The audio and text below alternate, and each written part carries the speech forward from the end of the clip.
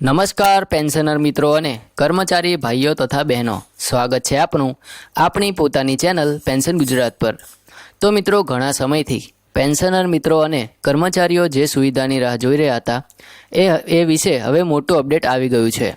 ગુજરાત સરકાર દ્વારા કર્મયોગી સ્વાસ્થ્ય સુરક્ષા યોજના એટલે કે KSSY અંતર્ગત જી સિરીઝનું ABPMJMA કાર્ડ બનાવવાની કાર્યવાહી સત્તાવાર રીતે શરૂ કરી દેવામાં આવી છે।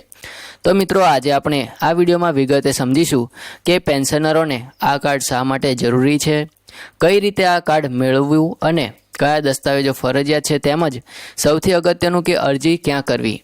આ બધું જ આપણે આ વિડીયોમાં સમજીશું। તેથી આ વિડીયો અંત સુધી જરૂર જુઓ અને પસંદ આવે તો તમારા પેન્શનર મિત્રો તથા વોટ્સએપ ગ્રુપમાં પણ શેર કરજો।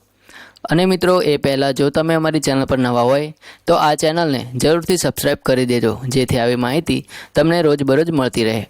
તો મિત્રો, સૌથી મોટા ફાયદાની વાત કરીએ તો આ યોજનાનો સૌથી મોટો લાભ છે કે ₹10 લાખ સુધીની કેશલેસ સારવાર। જી હા મિત્રો, રાજ્ય સરકારના માન્ય હોસ્પિટલ્સ કે એમ્પેનલ હોસ્પિટલમાં પેન્શનર પરિવારના દરેક સભ્યને 10 લાખ સુધીની સારવાર બિલકુલ કેશલેસ મળશે। આપણે સૌ જાણીએ છીએ કે આજના સમયમાં સારવારનો ખર્ચ ખૂબ જ ઊંચો છે। એવા સમયમાં આ યોજના પેન્શનરો અને તેમના પરિવાર માટે એક મોટી રાહત સમાન છે। મિત્રો, હવે આપણે વાત કરીએ જરૂરી દસ્તાવેજો વિશે।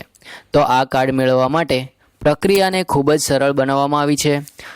મિત્રો, મુખ્યત્વે માત્ર 3 વસ્તુઓ તૈયાર રાખવાની છે। પહેલું છે પ્રમાણપત્ર એટલે કે પેન્શનર સર્ટિફિકેટ।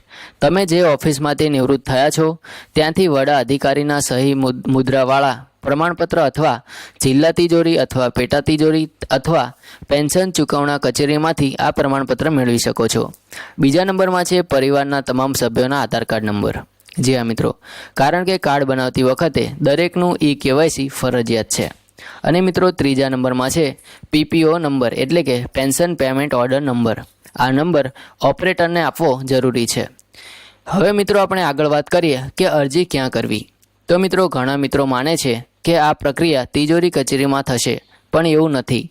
સરકારી માર્ગદર્શિકા મુજબ પેન્શનરોએ નજીકની સરકારી આરોગ્ય સંસ્થા પર જવું પડશે, જેમ કે જિલ્લા civil hospital, sub district hospital, community health centre એટલે કે CHC અને પ્રાથમિક આરોગ્ય કેન્દ્ર એટલે કે PHC।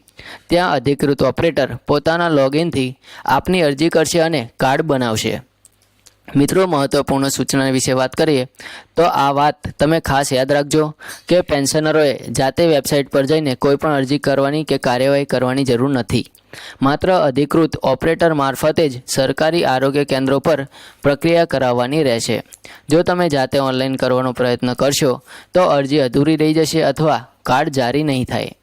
તો મિત્રો, આજની માહિતી હતી જી સિરીઝ ABPMJMA કાર્ડ અંગેની, જે હવે પેન્શનરો માટે ઉપલબ્ધ થઈ ગયું છે। તમારા વિચાર કમેન્ટમાં લખજો કે આ કાર્ડ વિશે તમારું શું માનવું છે। આવા જ ઉપયોગી અપડેટ્સ માટે ચેનલ પેન્શન ગુજરાતને સબસ્ક્રાઈબ કરજો અને નોટિફિકેશન બેલને જરૂર દબાવજો। હવે મળીએ આગળના વિડીયોમાં નવી માહિતી સાથે। ત્યાં સુધી જય હિન્દ, વંદે માતરમ।